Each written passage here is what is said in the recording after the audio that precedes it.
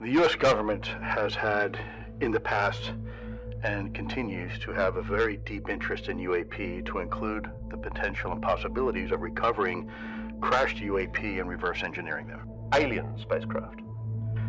The United States has been involved in the recovery of objects, vehicles of unknown origin that are neither from our country or any other foreign country that we're aware of. Alien bodies, biologics. We as a nation have been interested in not only the vehicles themselves, but the occupants of these vehicles, to include biological specimens. Aliens, non-human intelligences, are real, and they have been engaging with humanity. Ross, we're not alone. We are not alone in this universe, and it is a simple fact, and the U.S. government has been aware of that fact now for decades.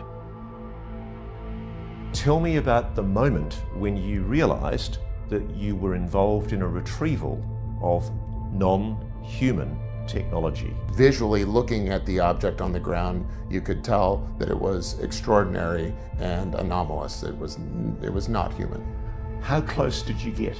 Well, I was a helicopter pilot, and I operate with 150 foot to 200 foot long line. So I got within 150 feet of this object. For decades, they told us nothing was there.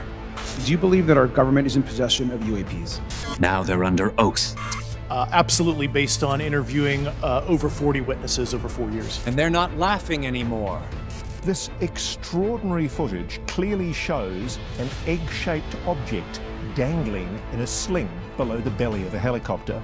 Objects with no wings, no visible propulsion, no heat signature. Oh my gosh, dude. Wow, look at that, man. And no explanation.